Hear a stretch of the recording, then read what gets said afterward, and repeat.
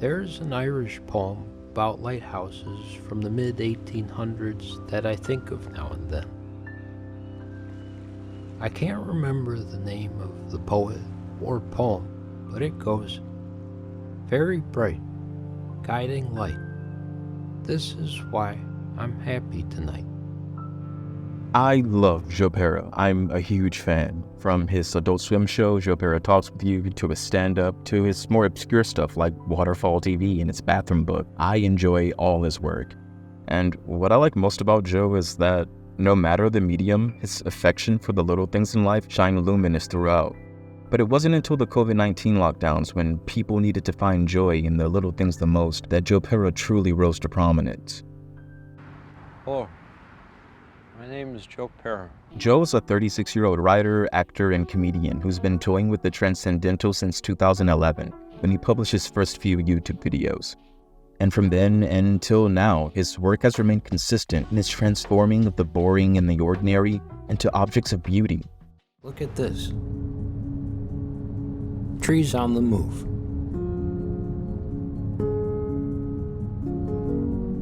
Just as I could endlessly look out a car window, I could endlessly watch this footage of looking out a car window. It's conducive to thinking. It helps the mind wander freely.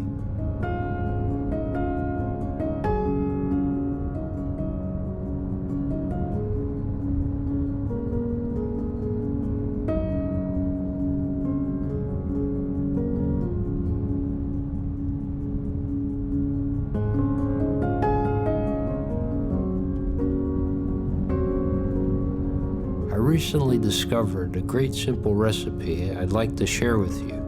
It's called maple syrup toast. Basically, you take a slice of bread, toast it, and then cover it in real maple syrup. If you do it just right, it's better than a steak for me. Joe's gentle invitation to let our minds wander, to drift slowly into dreams of maple syrup toast, resonated deeply during the pandemic. COVID exacerbated a lot of pre-existing postmodern problems, like feeling isolated despite being the most connected time in history, or the erosion of authenticity in a deeply ironic and inauthentic era. I'm just kidding. Am I? Everything I say is a joke, unless you agree with it, then I'm serious. And even though Joe's show was canceled after the worst of COVID, I think he's relevant now more than ever. In Joe Pera Talks With You, Joe was there to talk us through these exact problems. And as Joe spoke to us, weaving meaning into the mundane beauty of waiting, walking, and being, my mind couldn't help but wander to Walden Pond. I went to the woods because I wished to live deliberately, to front only the essential facts of life, and see if I could not learn what it had to teach, and not, when I came to die, discover that I had not lived. The similarities between Henry David Thoreau and Joe, between Walden and Joe Pera Talks With You, may not seem immediately obvious, or they might, I don't know your brain. But as a fan of both, they're impossible for me to ignore. For those that it's not obvious for, Thoreau was an American philosopher and writer, best known for Walden. You know, the book your high school teacher didn't make you read, where that one weirdo ran off into the woods to build a cabin. Yeah, that one. Thoreau was a transcendentalist, meaning he had no friends. No, transcendentalism was an American philosophical movement of the 19th century that was inherently optimistic in outlook. They believed in the innate good in people and found the divine in the everyday. And I think Joe carries on their work through his work. He's a modern-day transcendentalist, and if not for Thoreau, I don't think there would be a Joe. Fall, a poem by Joe Pera.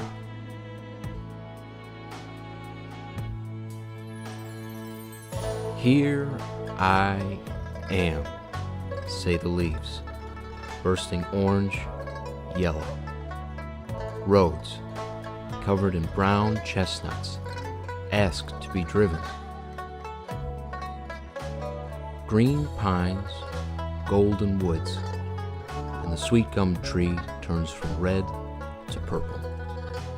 The whole world is bright and full of color, since I lost 30 pounds on the Weight Watchers diet system. I feel good about myself.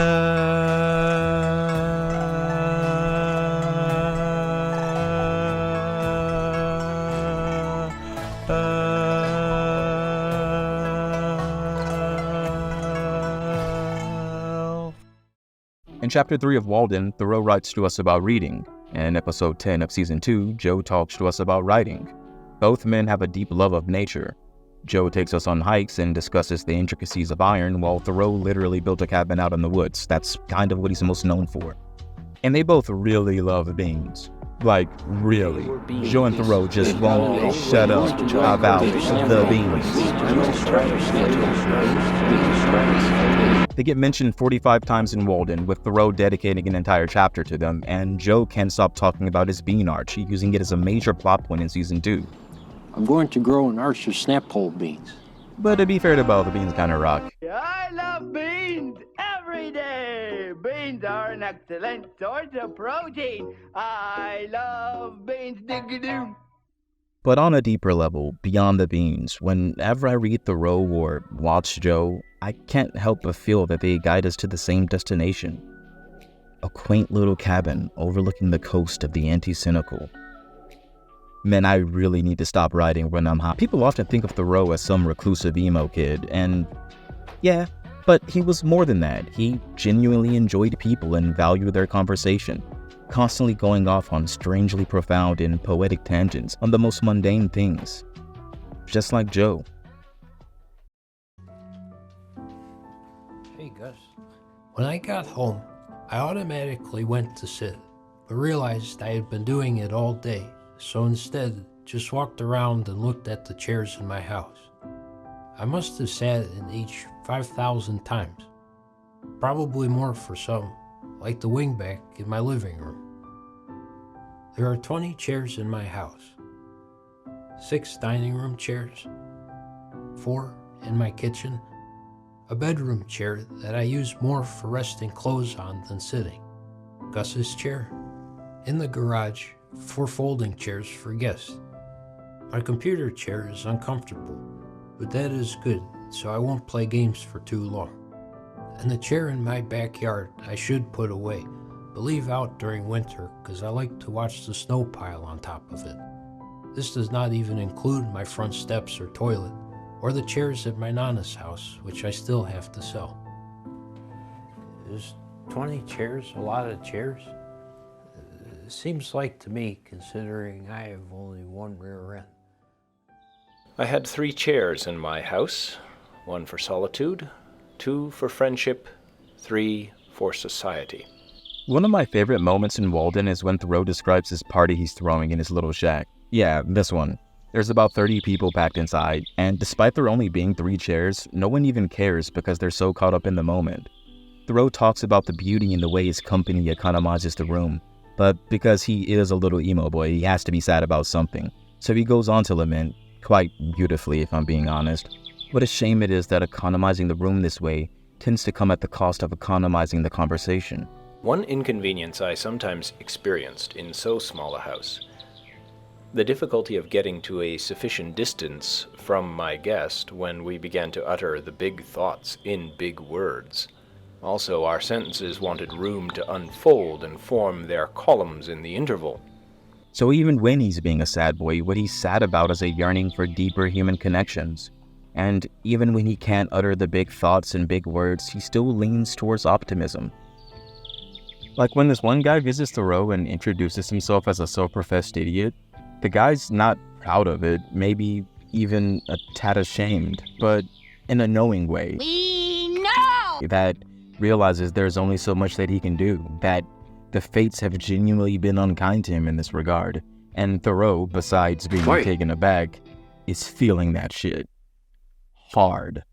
It's early April, peak sad boy season, and Thoreau, ever the optimist, can't help but be drawn to the man's frankness, his extraordinary ability to recognize how ordinary, or even less than ordinary, he is. I act like an idiot. I'm stupid. I'm honestly dumb.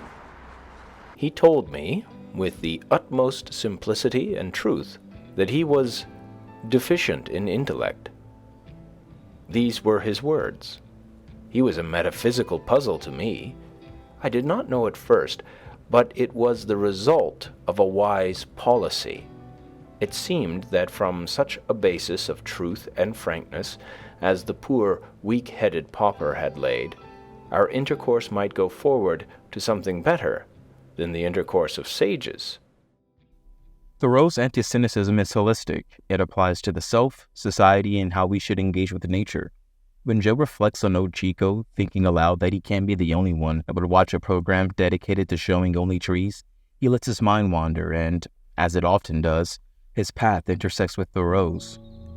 I can't be the only one who'd prefer to watch old Chico, a 9,000-year-old spruce, after reading the news.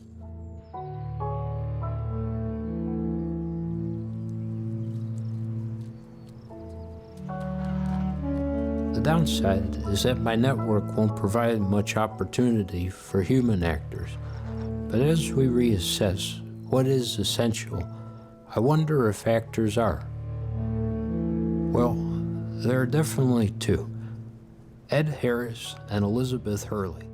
Together they wonder about the essentials, the necessities of life, and they invite us to do the same. And as I take their gospel at the altar of the ordinary, I receive a revelation. Beans.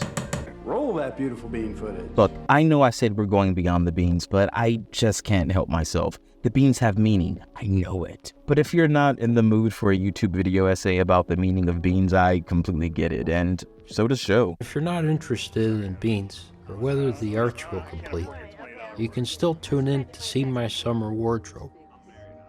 Finally, see my calves. But beans seem to be all these two can think about, so now they're all that I can think about. And I want them to be all that you can think about too, at least for a little while. Also, the calves are completely worth it. Surprisingly. There's just something about the stupid, silly simplicity of beans as an object of transcendental obsession that's really funny to me. In Walden, beans are Thoreau's primary crop and represent his anchor to the earth. His ability to live simply and self-sufficiently hinges on his ability to grow beans. What was the meaning of this so steady and self-respecting, this small Herculean labor? I knew not. I came to love my rows, my beans. They attached me to the earth. And so I got strength, like Antaeus. In Joe Pera Talks With You, beans serve as a symbol of both personal growth and Joe's growing relationship with Sarah, his co-worker and love interest.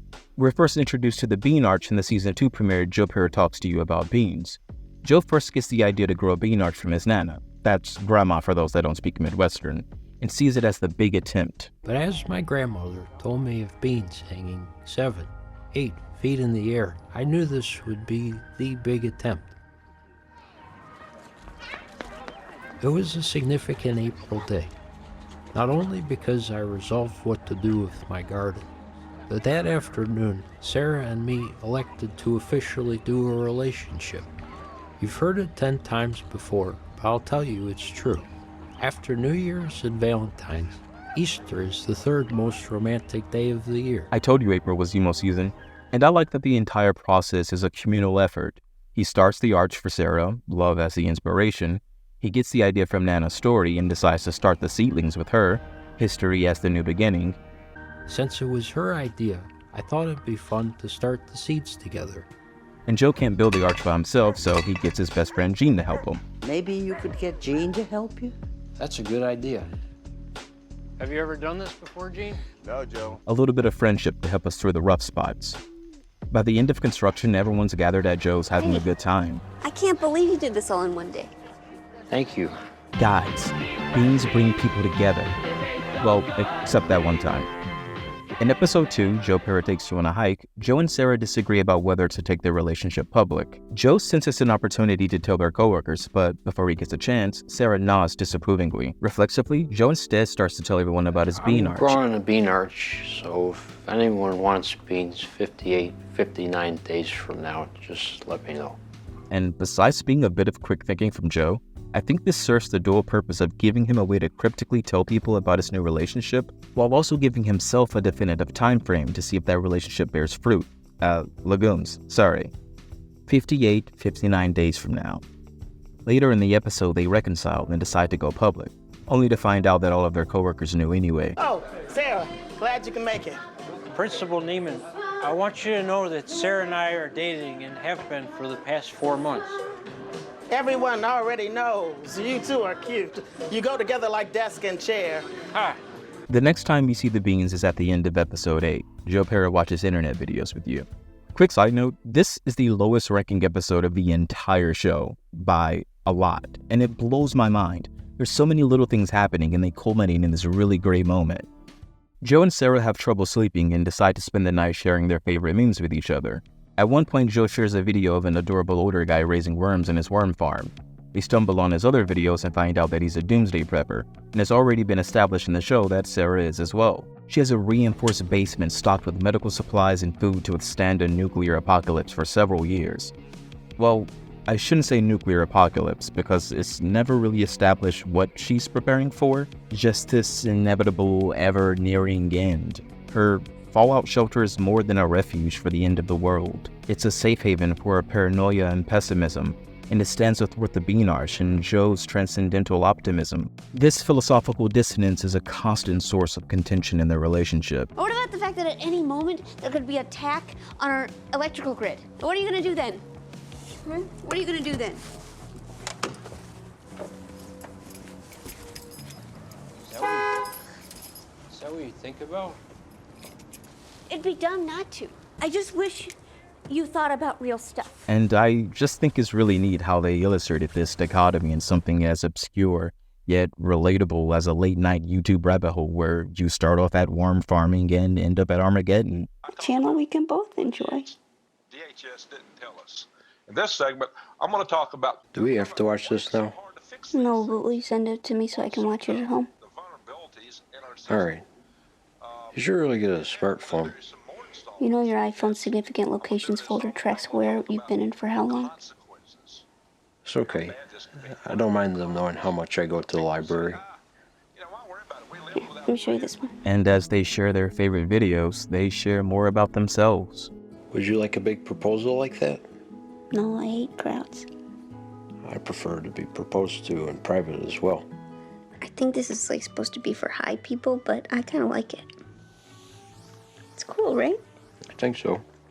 Here, I think I know a video I would watch if I was high. What is it? It's called anime. Not for me. Alright. Here, can I show you one? Sure. Let me show you this one. This one's great. The night melts into morning and they're still awake. They go outside to check the Bean Arch and find that both sides have connected for the first time. Sarah, they're touching. If the parallel between the Bean Arch and their relationship wasn't clear enough before, that should do it. But also, upon seeing this, Joe immediately drops down to propose. No, too soon. Okay. Oh, look, reach up and pick a bean. Sarah understandably rejects the proposal, saying it's too soon. And I really like this moment, not in a mean way. Sarah is a deeply cynical character. To her, the first signs of a budding connection, while the roots promise to be deep and the fruit, legumes, promise to be plentiful, she's not convinced that these are enough for marriage. In the next episode, Joe Pera has a surprise for you. Enough time has passed that the Bean Arch is bearing fruit. Son of a bitch! The Bean Arch is bearing beans. And with the harvest, Joe reaps the promises that he's sown from earlier. The literal promise that he made to his friends and neighbors in episode 2 for a share of the beans. On the 65th day, there were beans as promised. And the secret promise that he made to himself, of going the distance with Sarah. And strange though it may have been to measure that distance in beans, those ordinary little things, it worked. 1,275 baked beans if the baked beans are placed lengthways. If the baked bean is placed sideways on double that, times 2, 2,550 baked beans. Now, I don't want to belabor the point about beans too much. They're mostly a season 2 plot point and only make a couple more appearances anyway. But when they do appear, it's for really interesting moments. In episode 12, Joe is coming back from a trip with his friend Gene. He forgets to tell anyone to water his Bean Arch, but finds that Sarah has anyway. I had been so preoccupied that I forgot to ask someone to water my Bean Arch while I was away. Still, someone did. Must have been Sarah. This kind of seems like no big deal at first, but remember that Sarah is generally a pessimistic person. When Joe first got the idea for the Bean Arch, he was inspired by Sarah, sure, but that's where her contribution ends. Nana helps him start the saplings, and Gene helps him build the foundation. Sarah doesn't help build or maintain the arch throughout the series. Until now. I just wanted to thank you for watering my beans. By the end of the episode, she's helping harvest and preserve the remaining beans, and looks forward to planting next year's crop with Joe.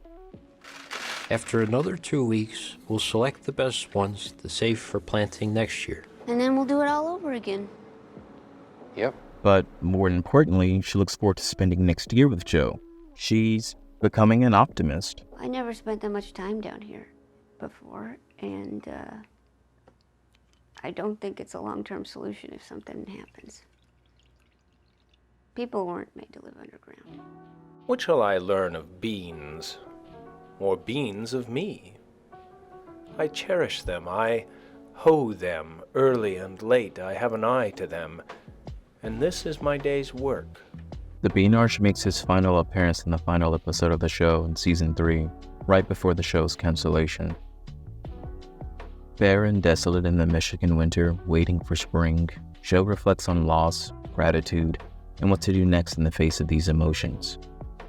He decides to build a chair, and possibly a cabin.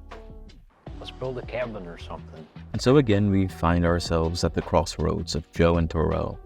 And as he measures his approximations and shaves bark from branch, I wonder if Joe, the real Joe, knew the show was getting canceled at this point.